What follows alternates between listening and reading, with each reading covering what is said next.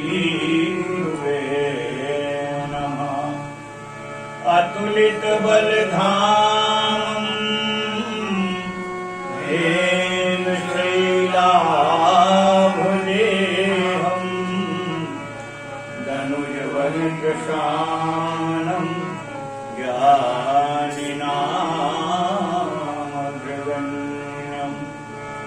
सकलगुणनिधानं वानराणामधीशं रघुपति प्रिय भक्तं वातजातं नमामि। सियावर रामचंद्र महाराज की जय।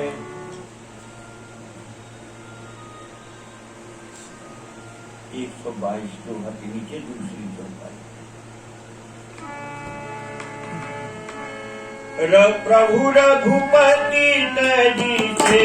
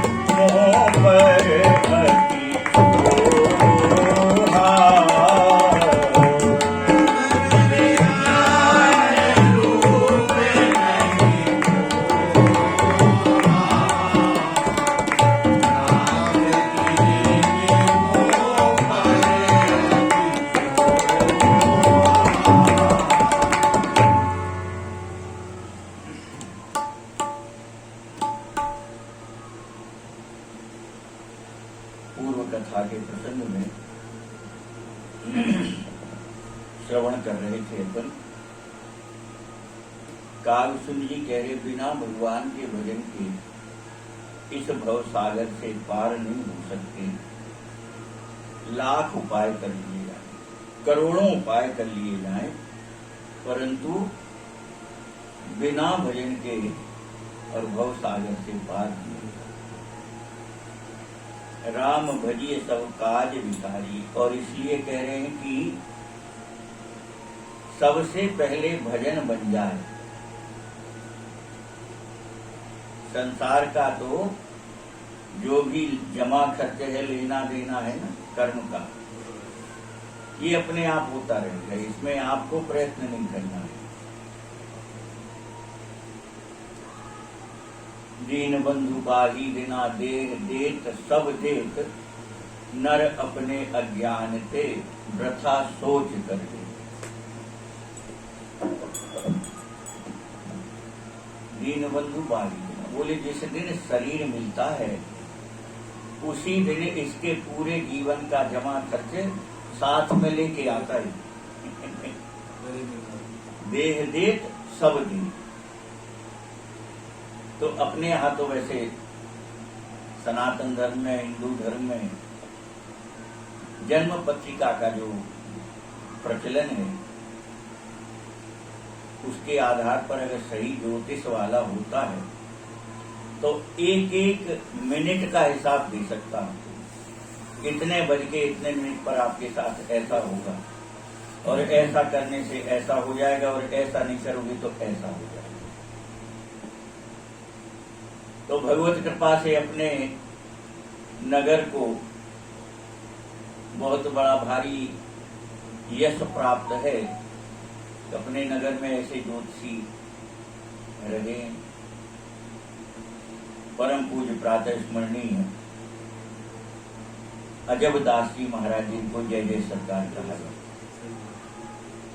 100 वर्ष की पूरी आयु, पूरे 100वें वर्ष में 40 दिन शेष रह गए थे 100 वर्ष के, और तब उन्होंने शरीर छोड़ा। ज्योतिष की घटना उनकी सभी के जानकारी में है, हम कई बार कथाओं में उसको कहे भी हैं। अब स्मरण हुआ है तो अच्छी बात है, संत का स्मरण तो कल्याणकारी हो गई। तो वर्तमान में जो अभी जय जय सरकार के स्थान पर श्री महंत जी हैं, इनके बाबा माने दादाजी, पिताजी के पिताजी, वो जय जय सरकार के संपर्क में थे, सेवा में आते थे, श्रद्धा रखते थे, शायद तहसीलदार। तो एक बार बड़े दुखी होकर के उन्होंने कहा कि महाराज ये बच्चे बड़े हो गए, इनका विवाह नहीं हो पा रहा है। तो अब जय जय सरकार तो पूरे दिन मौन रहते थे, सूर्य अस्त होने के बाद ही बोलते थे, तो मुस्कुरा देते थे। अगर कोई बात ऐसी कोई पूछे कहे तो मुस्कुरा देना और पेंसिल से स्लेट पर लिख देना। जब उन्होंने ऐसा कहा तो उन्होंने कलम कागज लेके कागज में कुछ लिखा और बंद करके फिर उनको स्लेट पे लिख के कहा कि इसका विवाह जल्दी होगा और विवाह होने के बाद इस कागज को खोल के पढ़ लेना। अब वो पढ़ लो, जय जय सरकार ने दिया था जो विवाह के बाद। हाँ, तो वो कागज निकाल के पढ़ा गया तो उसमें लिखा था कि आपको जो संतान प्राप्त होगी, माने जिसका विवाह हुआ, तो एक संतान हमको सेवा में चाहिए दीजिएगा। अरे वाह। तो इनके पिताजी को जब संतान मिली तो पहली संतान हुई तो वो लेकर के आए। अच्छा। तो जय जय सरकार ने गोद में लिया, आशीर्वाद दिया और वापस कर दिया, बोले ले जाओ। इस प्रकार से प्रथम 2 संतान जो हुई वो लेके आते और जय जय सरकार ने लौटा दिया।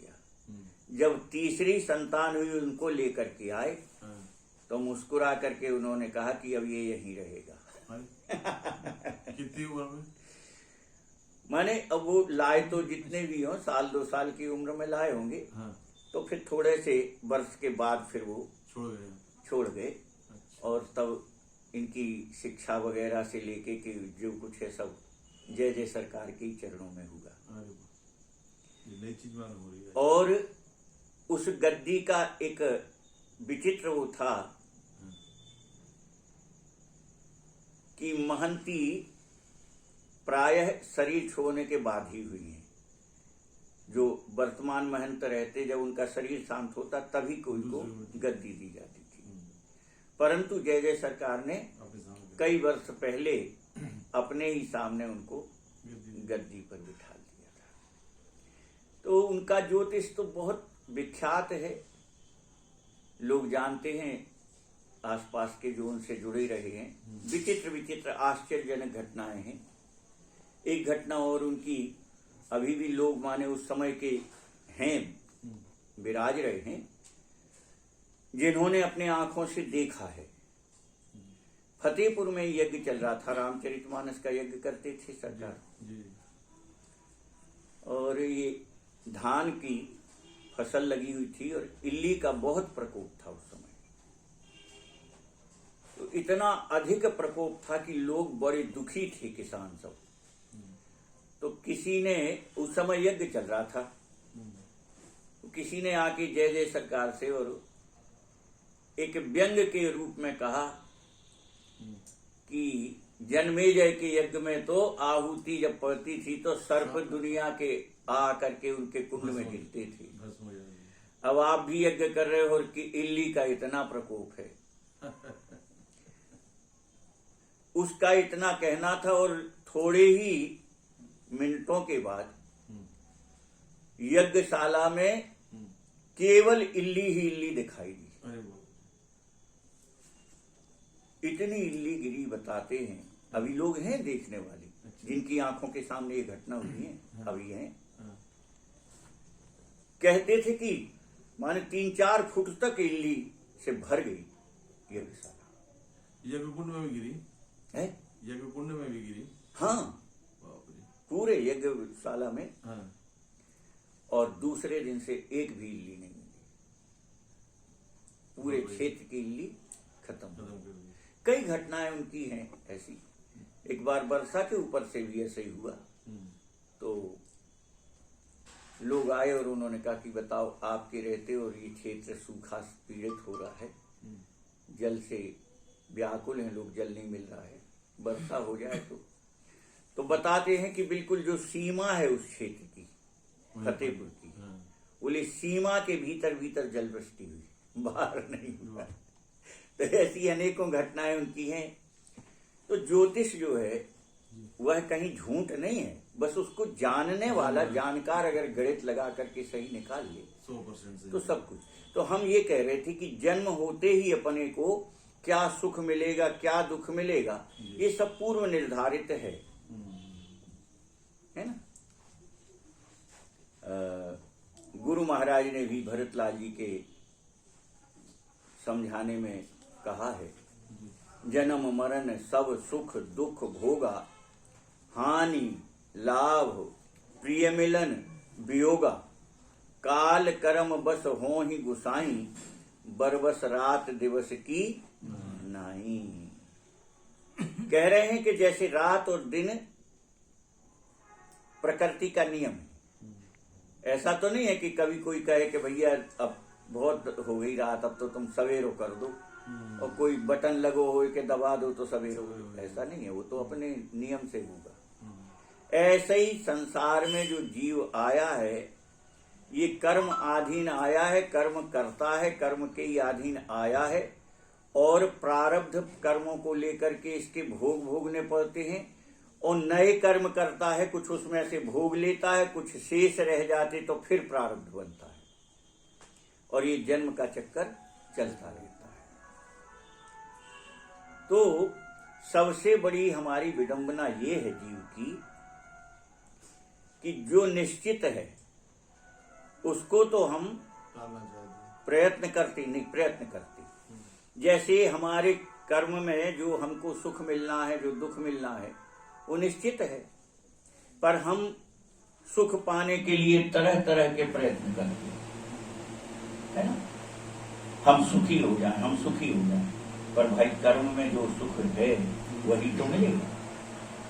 दुख ना आए हम लाख प्रयत्न करते, पर कर्माधीन दुख जो है उसको भोगना पड़ेगा, उसको तो हम प्रयत्न करते हैं।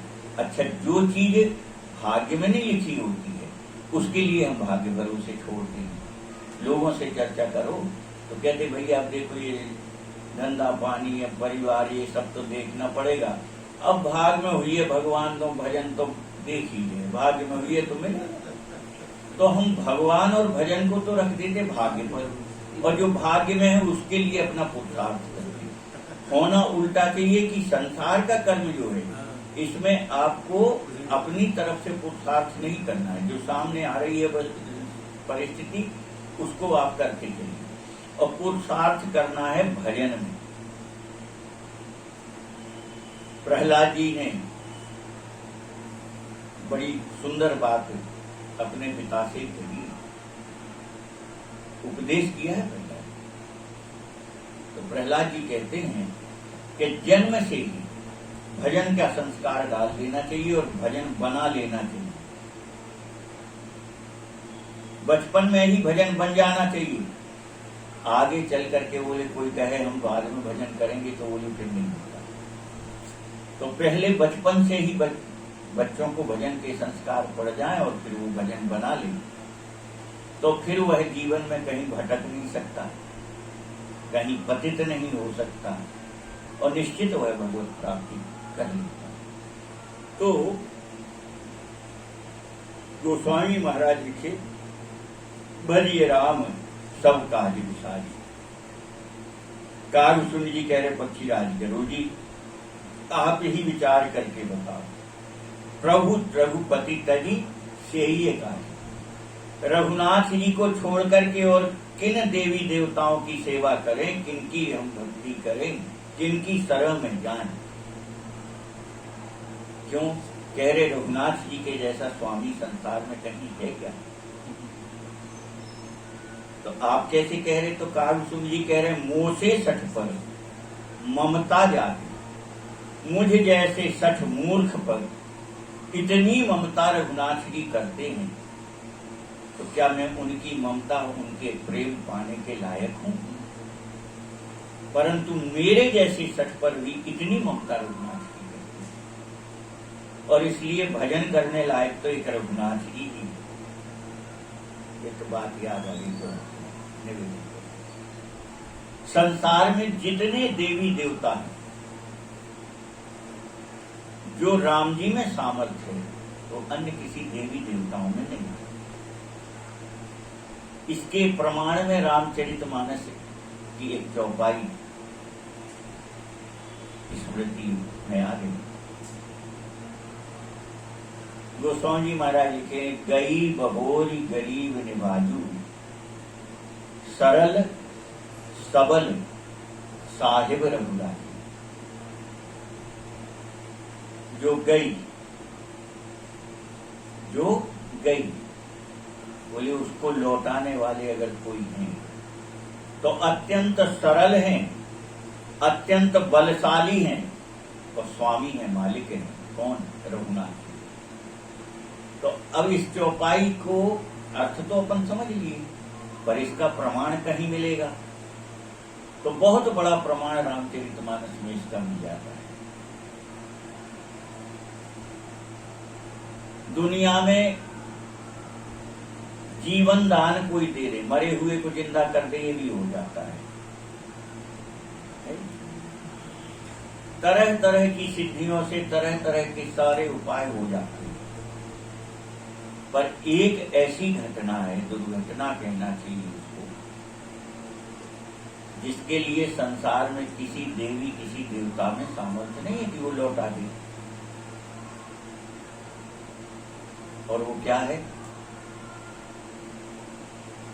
स्त्री का सतीत्व नष्ट होने पर कोई लौटा सकता है क्या? है किसी में सामर्थ्य? अहिल्या का सतीत्व लौटाया राम। क्या बढ़िया से गोस्वामी महाराज लिखे हैं, एक एक अक्षर, एक एक शब्द उनका कितना महत्वपूर्ण है।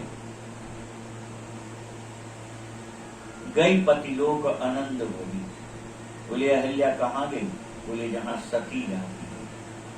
सती शरीर छोड़ करके पति लोक, जैसे अन्य लोक है ना, गौलोक है, शिवलोक है, ऐसे ही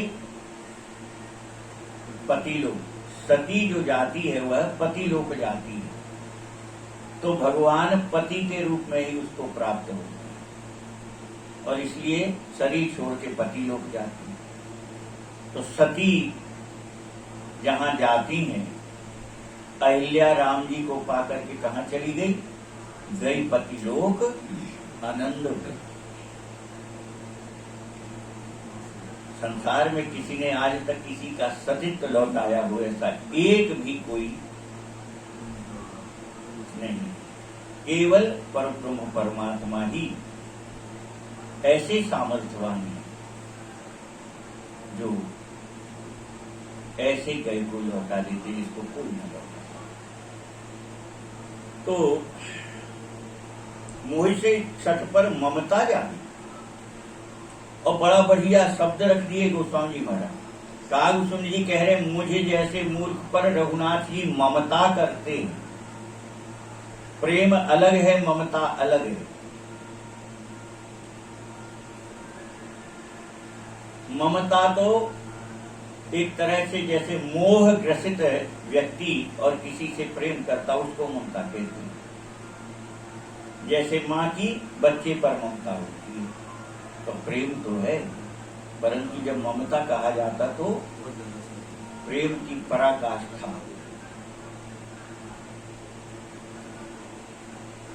और संसार में संतों ने ममता को अच्छा नहीं माना। अभी कल ही हम आपसे निवेदन कर रहे थे, पद में है ममता तू न गई मोरे मन थे। पाके के इस जन्म के साथ ही जोत गई नैनन ते ममता तू न गई। परंतु वही ममता जब रघुनाथ जी जीव पर करते हैं तो जीव कृतकृत्य हो जाता है। और किस पर ममता करते हैं? जिस पर वात्सल्य भरा प्रेम होता ठाकुर जी का, उस पर ममता करते हैं।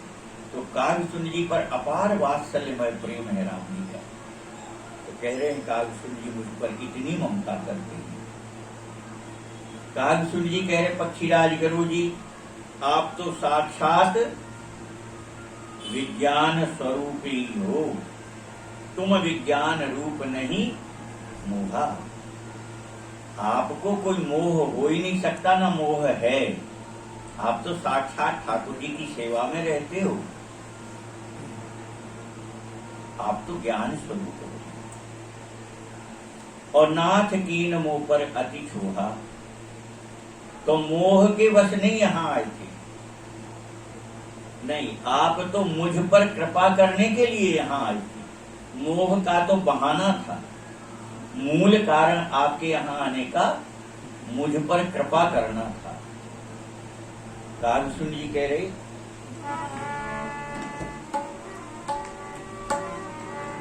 पूछे राम कथा अति पावनी सुख सनकारि शंभु मन भावनी।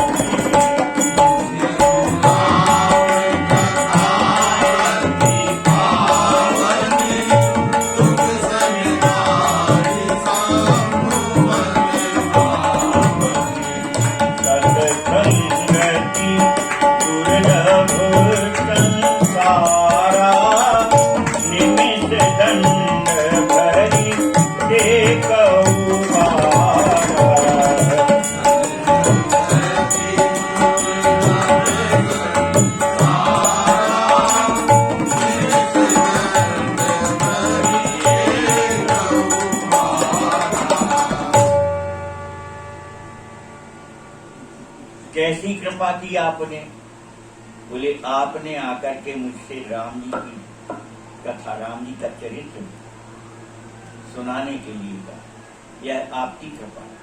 पूछे राम कथा अति पावनी, अत्यंत पवित्र करने वाली वह श्री रघुनाथ जी की कथा आप मुझसे पूछ रहे हो, सुनना चाह रहे हो। कैसी राम कथा है? बोले सुख शनकादि शंभु मन भावनी। परमहंस सुखदेव जी, सनकादि ऋषिश्वर भगवान शंकर जी के मन को अत्यंत प्रिय लगने वाली वह राम कथा आप पूछ रहे। सनकादि ऋषिश्वर कितने कथा के प्रेमी हैं? 4 भाई है ना, सनक सनंदन सनत कुमार,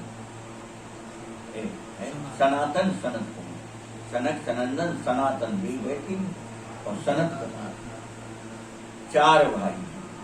तो 4 भाई पूरे समय केवल कथा में डूबे रहते हैं। क्यों? बोले एक कथा कहता 3 सुनते हैं। अब ये जरूरी नहीं है कि नहीं यही कथा, नहीं, 4 में से कोई भी कथा कहे 3 श्रवण करते हैं। तो ऐसे जो कथा के प्रेमी हैं, कथा के महत्व को जानते हैं, उनके मन को प्रिय लगने वाली वह राम कथा आपने सुनने की जिज्ञासा रखी है, तो यह आपकी मुझ पर कृपा है। काव्यसुंद जी कह रहे पक्षीराज गुरु जी सत्संगति दुर्लभ संसार। संसार में सबसे दुर्लभ कुछ है तो सत्संग भी दुर्लभ। और बोले अगर सुलभ हो जाए तो क्या कहना। क्यों? बोले सत्संग की इतनी महिमा, कितनी। बोले निमिष दंड भर एकहु बारा। दंड यानी घड़ी, घड़ी माने 24 मिनट, 24 मिनट की एक घड़ी होती है। कह रहे 24 मिनट तो ठीक है, 24 मिनट में से भी एक निमिष, निमिष यानी पलक झपकने का समय। बोले इतना भी सत्संग मिल जाए तो जीव का कल्याण हो जाए। बड़ी महिमा।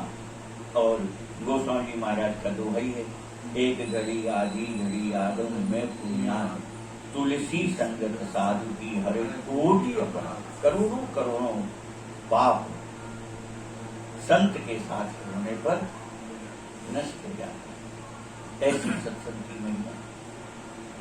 अब लंकिनी को कहां सत्संग प्राप्त हुआ?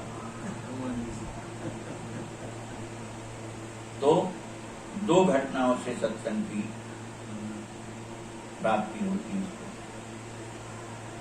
पहली घटना तो तब की है जब रावण कुंभकर्ण तपस्या कर रही थी और उनकी सुरक्षा में लंकिनी बैठी थी। तपस्या से प्रसन्न होकर के ब्रह्मा जी आए, दोनों को वरदान दिए, और जब वरदान देकर के लौटने लगे तो ये बेचारी बैठी थी, इसने भी हाथ जोड़ के प्रणाम किया ब्रह्मा जी को। तो ब्रह्मा जी ने इसको आशीर्वाद दिया और कहा कि तुम बोलो, तुम्हें क्या कष्ट है, कुछ चाहिए हो? बोले प्रभु कष्ट तो ठीक है, बस यही कष्ट है कि इनकी सेवा से हमें कब मुक्ति मिलेगी, यही सबसे बड़ा कष्ट है। तो ब्रह्मा जी कह के गए थे, जब विकल हो सीते कपि के मारे तब जाने सुन। जिस दिन तुम्हें कोई वानर मूसा मारे हो तुम, प्राणांत कष्ट तुम्हें हो, समझ लेना इनका अंत समय है। तो एक घड़ी की सत्संग भी नहीं है, कुछ क्षण का सत्संग है। एक तो सत्संग की प्राप्ति इस प्रकार से हुई। दूसरी सत्संग की प्राप्ति हनुमान जी के द्वारा जो मूसा मुठिका एक महाकपि हनी, तो रुधिर बमत धरनी धनमणि।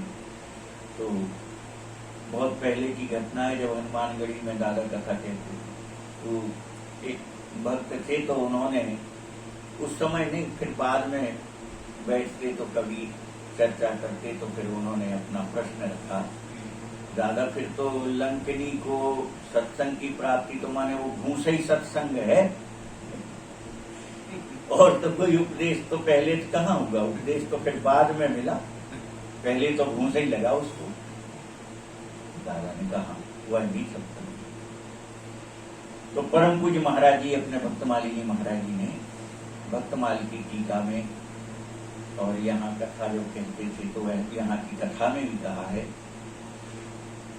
सौभाग्य है अपना कि उनकी पूरी कथा टेप में, टेप रिकॉर्डर से टेप की हुई है। तो उन्होंने सत्संग के प्रकार कहे, बोले एक तो ये वाणी का सत्संग तो है ही, दूसरा बोले स्पर्श का भी सत्संग होता है, केवल स्पर्श से सत्संग, बोले दृष्टिपात से भी सत्संग होता है, और एक होता है स्पर्श हो गया, दर्शन हो गया, वाणी एक हो गया। ऐसे चार प्रकार से सत्संग उन्होंने कहा।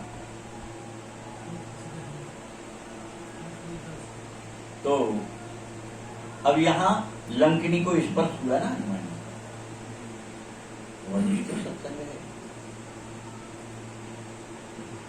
एक बड़े अच्छे संत हो गए, एक बार अपने गांव में भी आ चुके थे वो, कि असाटी समाज का जो संस्कार भवन है वहां कथा कही थे परम पूज्य प्रातः स्मरणीय श्री लक्ष्मण शरण जी महाराज, जो बक्सर वाले मामा जी के परम कृपा पात्र थे।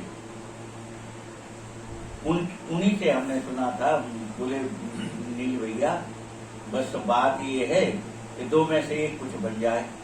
मैंने कहा कैसा? बोले ऐसा आचरण हो अपना, या तो संत अपन को प्रिय लगे, या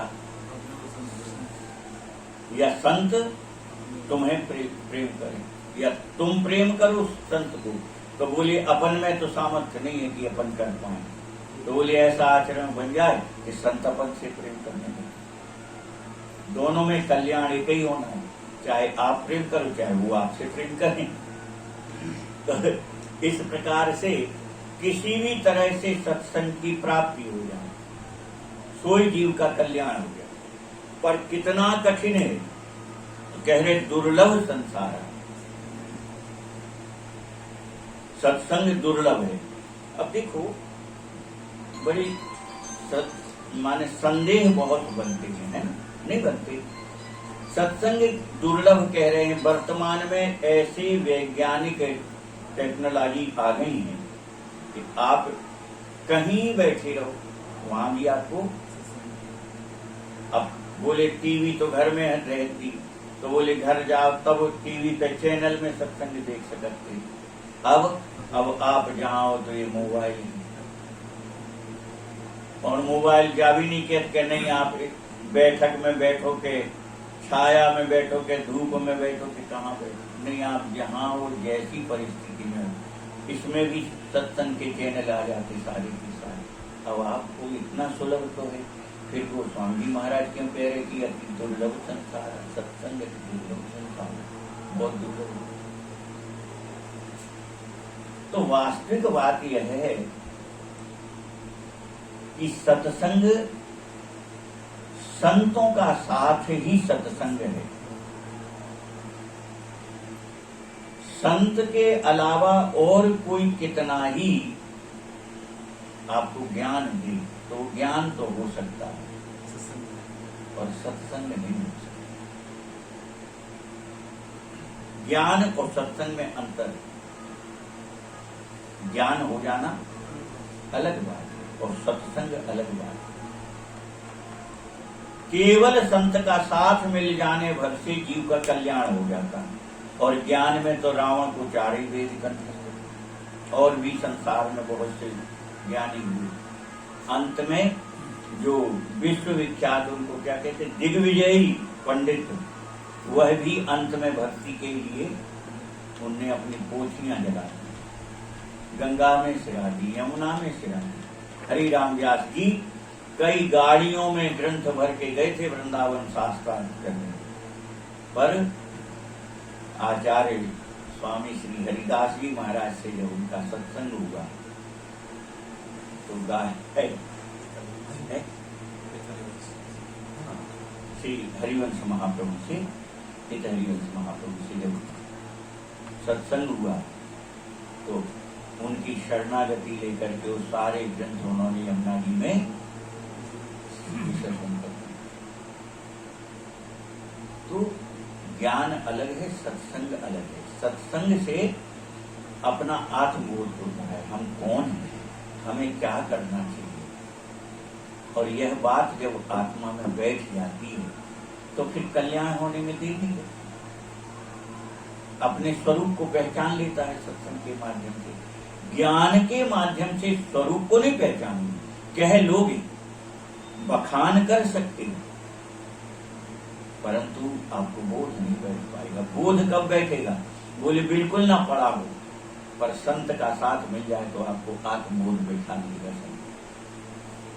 तो दुर्लभ संसारा निमिष दंड भर एक, बोले एक बार निमिष भर का सत्संग भी मिल जाए तो वह भी जीव का कल्याण कर देता है।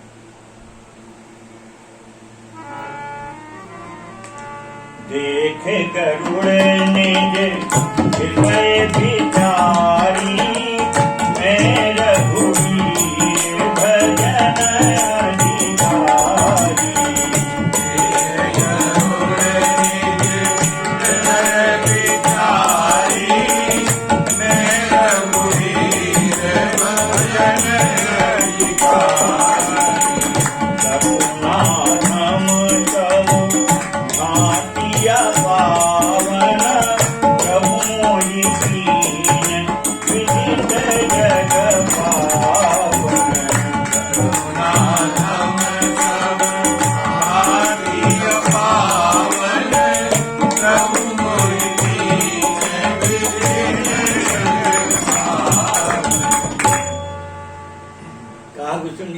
पक्षीराज गरुड़ जी विचार करो, देख गरुड़ ने हृदय विचारी। आप अपने हृदय में विचार करके तो जरा सोच के देखो, तो विचार करके क्या बोले, मैं रघुवीर भजन अधिकारी, क्या मैं रघुनाथ जी के भजन का अधिकारी हूँ क्या?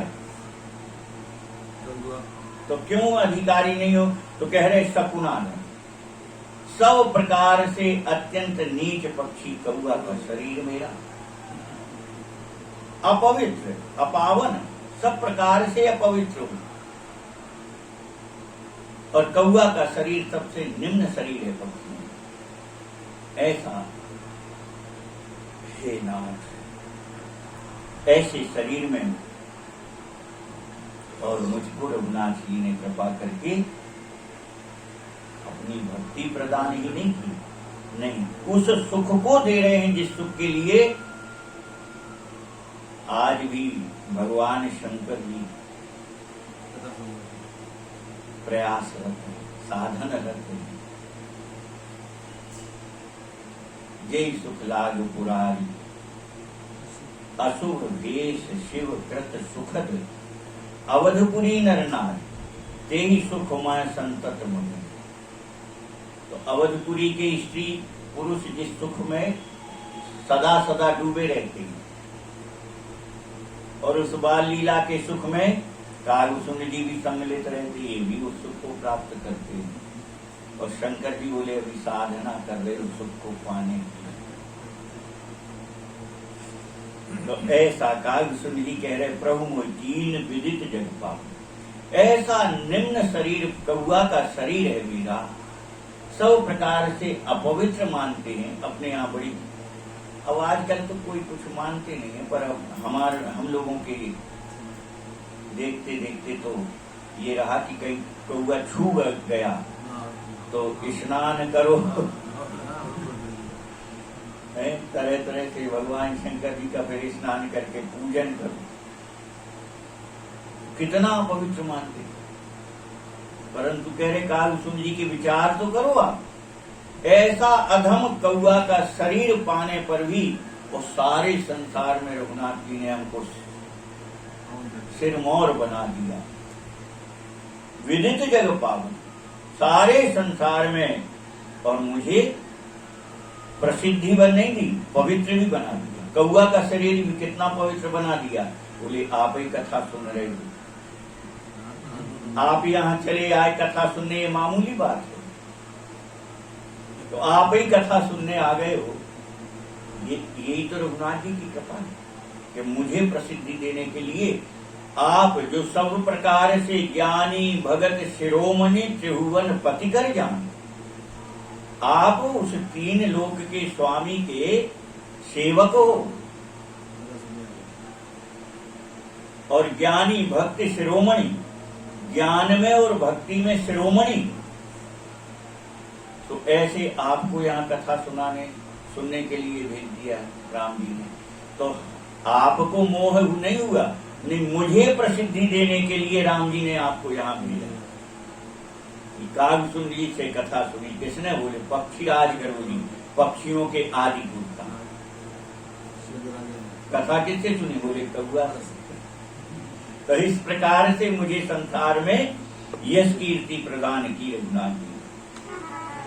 कालसुन जी कह रहे हैं आज धन्य में धन्य अति, यद्यपि सब विधिहीन, निज जन जानी राम मोहि, संत समागम दीन, लाडली लाल की है।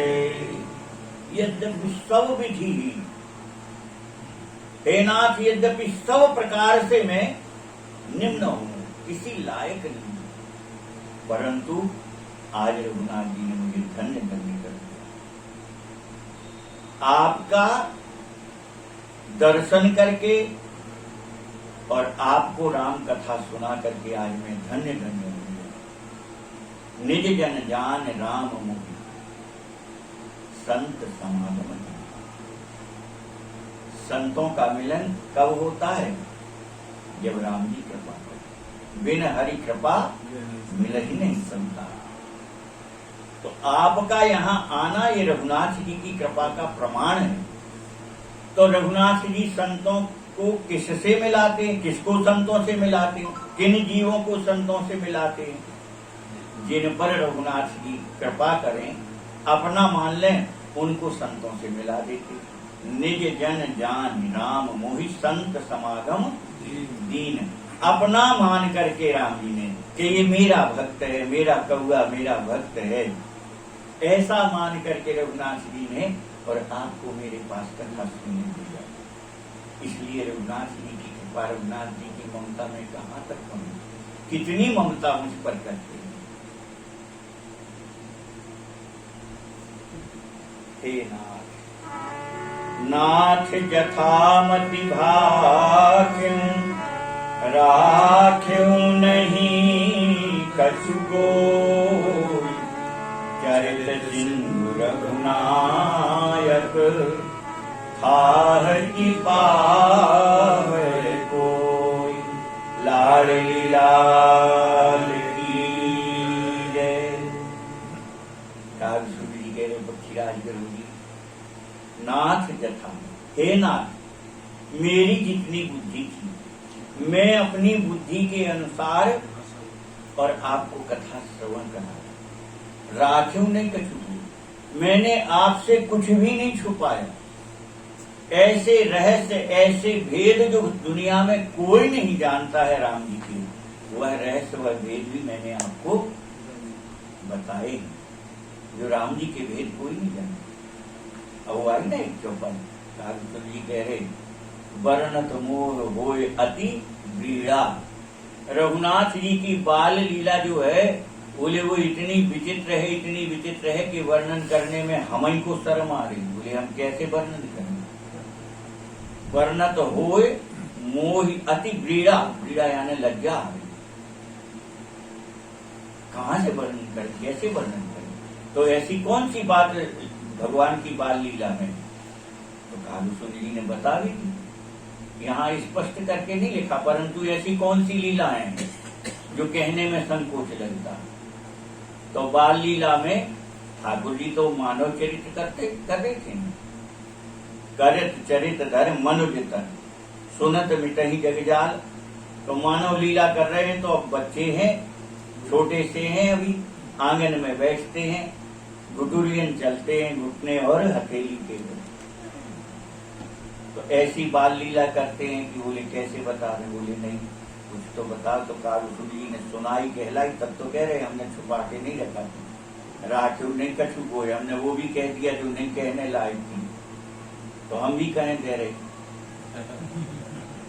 अब छोटा बच्चा वो तो नहीं जानता कि हमें लघु शंका है कि दीर्घ शंका है, और न उसको कोई परहेज होता, वो नहीं जानता है।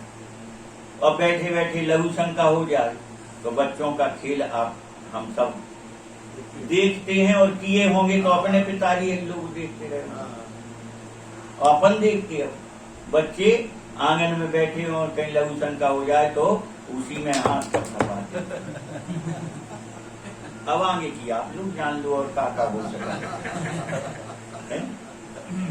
तो राखिव नहीं कछु कोई, बोले हमने कुछ नहीं छुपा के रखा, आपको सब सुना दिया जितना मेरी बुद्धि की सामर्थ्य थी। चरित्र सिंधु रघुनाथ, रघुनाथ जी के चरित्र, रघुनाथ जी की लीला कथा बोले असीम है।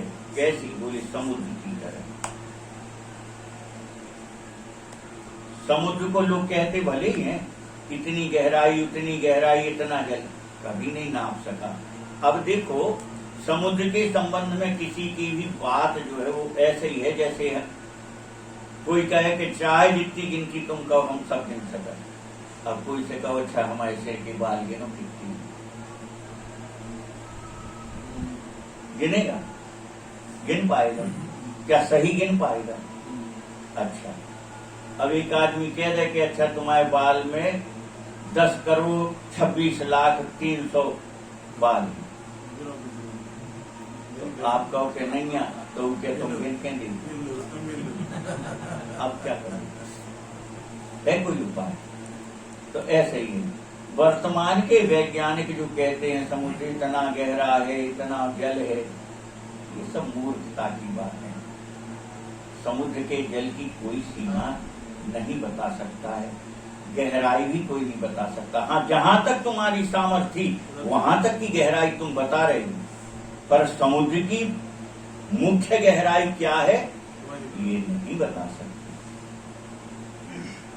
ये नहीं बताई जा सकती। हाँ, हम जहां तक है, जैसे माछी उड़ई आकाश, गोस्वामी महाराज ने लिखा, बोले जैसे मक्खी आकाश में उड़े।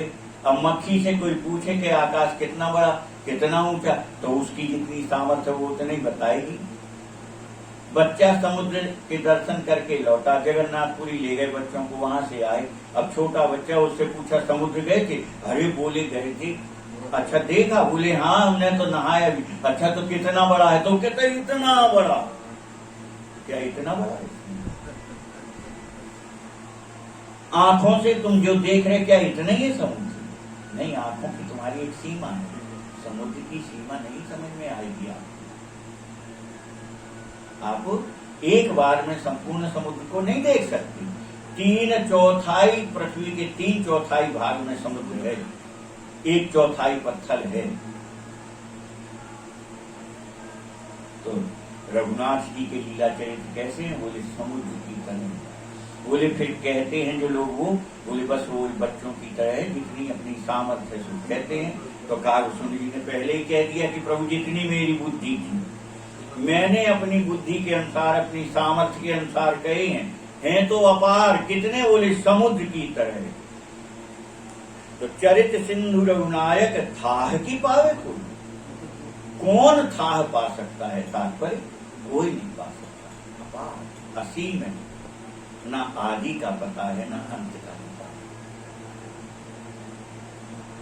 है। ऐसी रघुनाथ जी की लीला कथा है।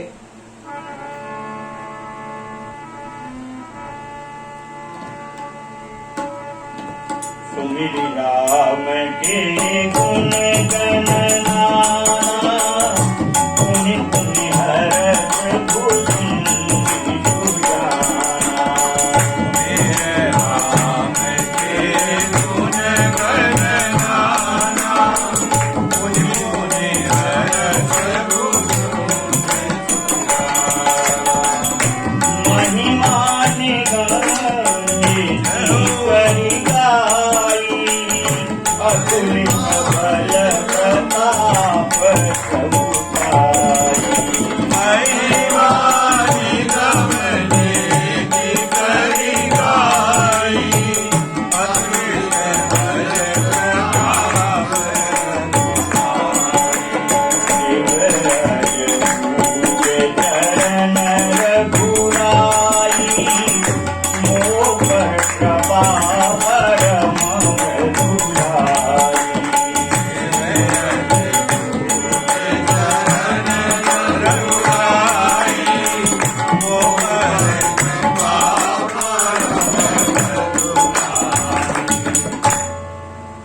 सुमेर राम के गुणगण नाना, पुनि पुनि हरस सुननी सुजाना। रघुनाथ जी की लीला कथा को कहते कहते बार बार कागभूषण जी को रोमांच होता है और फरूरी आती है, पूरा पंख फड़फड़ा जाते हैं। अपन को फरूरी आती तो पूरा शरीर हिल जाता, रोमांच होता तो रोम खड़े हो जाते। पक्षियों को जब रोमांच होता है और फरूरी आती तो पूरे पंख फड़फड़ा देते हैं। कागभूषण जी के बार बार रोमांच हो रहा है, हर्ष ही चुका है। और महिमा निगम नेति करी गाई, अतुलित बल प्रताप रघुनाथ। रघुनाथ जी कैसे हैं? बोले वेदों ने महिमा का गान तो किया राम जी का, पर कैसे गान? बोले आज भी कर रहे हैं। कब से कर रहे हैं ये पता नहीं है, और आज तक कर रहे हैं गान। पर आज भी जब महिमा का गान करते हैं तो कहते हैं ना इति, बोले इतना नहीं और, इतना नहीं और। इस ऐसा कह करके वेद जिसकी महिमा का गान कर रहे हैं वह रघुनाथ जी, अतुलनीय तो बल है उनमें, और महिमा और उनका प्रताप कहां तक कहा जाए। ऐसे विलक्षण सामर्थ्यवान है रघुनाथ जी, ऐसी सामर्थ्य संसार में ब्रह्मांड में किसी की है नहीं। और शिव अज पूज्य चरण रघुराई, और ऐसे रघुनाथ जी भगवान शंकर जी जिनके चरणों की पूजा करते हैं, शिव अज पूज्य भगवान शंकर ब्रह्मा जिनके चरणों की सेवा करते हैं, पूजा करते हैं, ऐसे वह रघुनाथ जी मुझ पर अत्यंत कृपालु हैं, परम कृपालु हैं और मृदुलाई यानी दयालुता, कोमलता। तो परम कृपालु हैं, परम दयालु हैं, मुझ पर ऐसी रघुनाथ जी की कृपा है। कागसुबी कह रहे हैं पक्षीराज करो जी, अस स्वभाव कहूं सुन्यो न देख्यो, यही खगेश रघुपति सम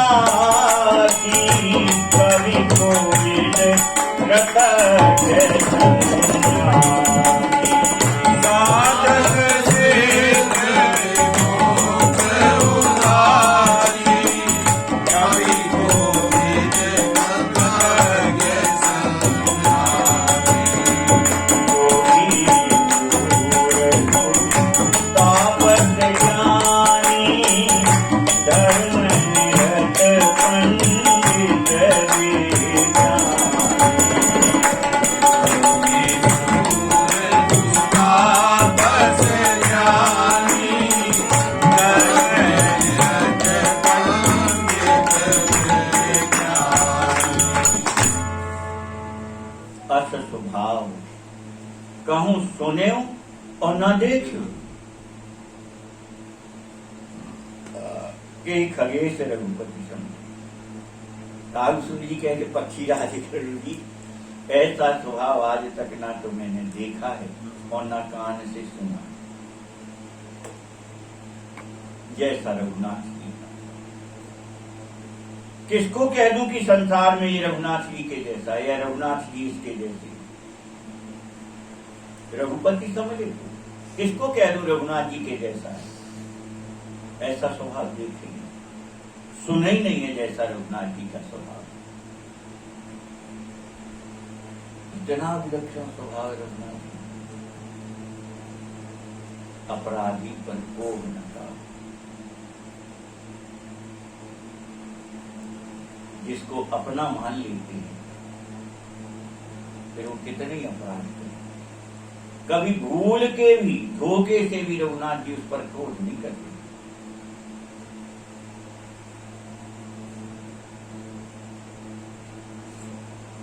एक बार भगवान अपना कर, फिर उस जीव पर क्रोध नहीं करते, ममता करते हैं उस पर। कितनी बड़ी बात गोस्वामी महाराज ये बोले, ये ही अघ बधे व्याध वाली, जिस अपराध पर बहेलिया की तरह छुप करके बाली का बन। बोले वही अपराध तो सुग्रीव ने किया, फिर सुकंठ सोई कीन को जान। और बोले सुग्रीव ने नहीं किया, बोले वही अपराध जिस अपराध पर बाली को मारा। सोई करतूत विभीषण के, वही काम तो विभीषण ने किया। बोले सो न राम सपने में, बोले जागृत में कौन कहे, राम जी ने स्वप्न में भी उसको अपराध नहीं माना। स्वप्न में सो न राम सपने हूं, कभी उस ओर विचार ही नहीं किया कि ये भी तो वही कर रहे। ऐसा स्वभाव, कैसा स्वभाव? बोले हनुमान जी से कह रहे हैं, हे तात हनुमान सुन सुत तो ही पूरी न महीना। बेटा हनुमान, तेरे ऋण से हम मुक्त हो ही नहीं सकते। अरे वो परब्रह्म परमात्मा, रोम रोम प्रति लागे कोटि कोटि ब्रह्मांड, और हनुमान जी से ये कहे कि हम तेरे ऋण से ही मुक्त नहीं हो सकते। ऐसा क्या? यही रघुनाथ जी का स्वभाव है। क्यों नहीं मुक्त हो सकते? बोले देखो, कर्जा उतारने के लिए जितना कर्ज लिया उतना तो देना ही पड़ता है, साथ में कुछ ब्याज भी लगता है। अब कर्ज क्या उतारा हनुमान जी, कर्ज क्या चढ़ गया हनुमान जी से राम जी पे? सीधा बोल रहे हैं। जानकी जी की खोज खबर लेने गए। कितनी कठिन परिस्थितियां, मृत्यु के मुंह में से निकल करके आए, नहीं आए? कितनी 3 जगह तो जाते ही जाते मृत्यु सामने खड़ी हुई। सुरसा आई, लंकनी आई, सिंहनी आई, और वहां से बच के गए तो मेघनाद आ गया। और मेघनाद से, क्योंकि रावण ने कहा था कि नहीं जीवित पकड़ के लाना, मारना नहीं, तो वहां भी बच गए। परंतु जब रावण के सामने आया तो वो कह रहा कि वध कर दो इसका। तो फिर विभीषण जी के कहने पर माना, अंग भंग कर पटिए बने। कितनी जगह मृत्यु से लौट लौट करके हनुमान जी के प्राण बचे।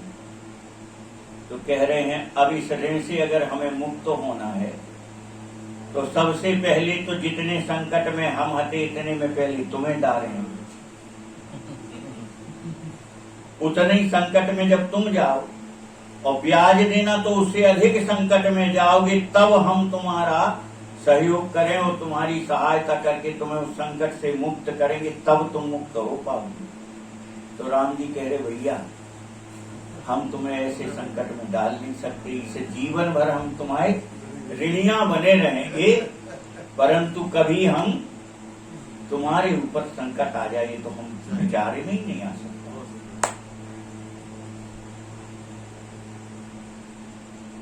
ऐसा रघुनाथ जी का स्वभाव।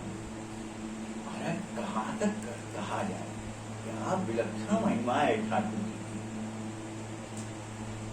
हनुमान चालीसा में एक बड़ी सुंदर चौपाई है।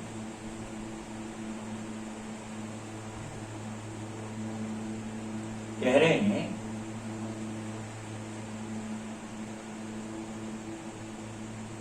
और देवता चित्त न धरी, हनुमत से सर्व सुख करी। और कृपा करो गुरुदेव की नाई, जय जय जय हनुमान गोसाई, कृपा करो गुरुदेव की नाई। ये 2 विलक्षण चौपाइयां हैं हनुमान चालीसा। एक तो कृपा करो गुरुदेव की नाई, यही बड़ी विचित्र बात है कि हनुमान जी से ये नहीं कह रहे कि आप राम जी जैसी कृपा करो, लेकिन गुरु महाराज जैसी कृपा करते, ऐसी करते। गुरु महाराज क्या कृपा करते? गुरु महाराज का काम है जीव को भगवत शरणागति करा करके भगवत प्राप्ति करा देना, यही गुरु का कार्य है। तो हनुमान जी से गोस्वामी जी क्या कहेंगे, आप तो गुरुदेव की तरह कृपा करो, यानी हमें आप शरणों में लीजिए और रघुनाथ जी के चरणों में सौंप दीजिए। क्यों? बोले संसार में गुरु से बढ़कर के हित करने वाला भौतिक संसार में दूसरा नहीं है कोई। माता पिता कहाँ तक हित करेंगे, एक सीमा है। थोड़ा ही अपराध करते हो तो कहते घर से निकल जाओ, बाहर हो, अब जीवन में मुंह मत दिखाना, है कि नहीं? पर गुरुदेव भगवान कैसे नहीं? एक बार जहां उन्होंने ठाकुर जी को अर्पित कर दिया, फिर गुरु भगवान का भी जिम्मा करना, फिर ठाकुर जी जाने। भक्तमाल की बड़ी सुंदर घटना है, तो कभी सुना इनकी है, जलेबी का भोग लगा नहीं शेरगढ़ की आमी, शेरगढ़ का आमी, शेरगढ़ के आमिल, आमिल आमिल, आमिल आमेर की घटना है। पद पद है। नहीं, वो भक्त जो थे उनका नाम नहीं दिया है। उनके शिष्य इनके महाप्रभु वल्लभाचार्य, वल्लभाचार्य के, महाप्रभु श्री वल्लभाचार्य जी के एक शिष्य थे। कुछ अपराध बन गया तो उन्होंने त्याग दिया, बोले चलो निकल जाओ यहाँ से, और अब जीवन में हमारे सामने मत आना।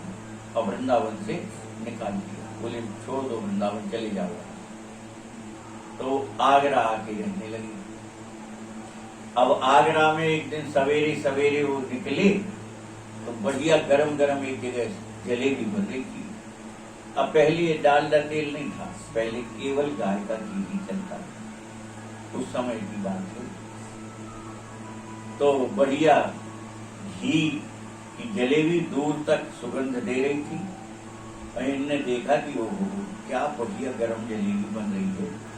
यह तो ठाकुर जी को भोग लग जाता, श्रीनाथ जी को तो बड़ा अच्छा रहता, पर अब क्या करें, गुरु महाराज ने तो हमें निकाल दिया।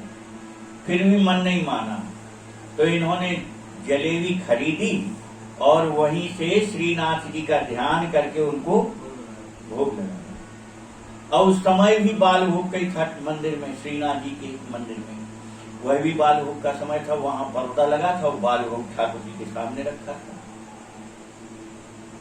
आचार्य श्री वल्लभाचार्य जी बाहर विराज रहे थे। अब जब भोग उसारने का समय आया, पर्दा खोला तो वो थाली का भोग तो ठीक है, श्रीनाथ जी के हाथ में एक जलेबी दिखी। तो आचार्य स्वामी जी को बड़ा आश्चर्य हुआ। वल्लभाचार्य बोले, जय जय, भोग में हमने तो जलेबी पधराई नहीं है, हाथ में जलेबी कहां से? ठाकुर जी झूठ तो नहीं बोलते, ठाकुर जी ने सही सही बता दिया। बोले, आपका जो केला है उसने अर्पण की वहां से, तो हम वही पा रहे, तो बिगड़ गए स्वामी जी। बोले, जब मैंने उसको त्याग दिया तो तुमने उसके हाथ का प्रसाद भोग क्यों लगाया? तुमने जलेबी क्यों खाई उसके हाथ की, जब मैंने उसको त्याग दिया? इतना वल्लभाचार्य जी ने कहा। ठाकुर जी के नेत्र से आंसू बह पड़े, श्रीनाथ जी के ठाकुर जी के नेत्र से आंसू बह पड़े और अत्यंत करुणामय स्वर से ठाकुर जी कहने लगे, आचार्य जी, आप सामर्थ्यवान हो, आप चाहे जिसको छोड़ दो, चाहे जिसको पकड़ लो, पर मैं तो आपके अधीन हूं। आपने एक बार जीव को जब मेरी शरण में दे दिया तो मुझे में छोड़ने की सामर्थ्य बन गई। आप में हो सकती है, मुझ में नहीं, तो मैं कैसे छोड़ दूं उसको? वो अर्पण करेगा तो मैं तो स्वीकार करना पड़ेगा। क्यों? आपने उस जीव को मेरे शरण में दिया है, तो इसलिए कृपा करो गुरुदेव की नाई। गुरु से बढ़कर के पृथ्वी पर इस भौतिक संसार में कोई तू नहीं है, कोई तू नहीं है। कृपा करो गुरुदेव की नाई। और देवता चित्त न धरी, अब इसको कर समय इसलिए कल स्मरण करा देना, अगर विस्मृति हो जाए तो कल हम इसको भी बता दें। आज पानी के बिना लाल लाल की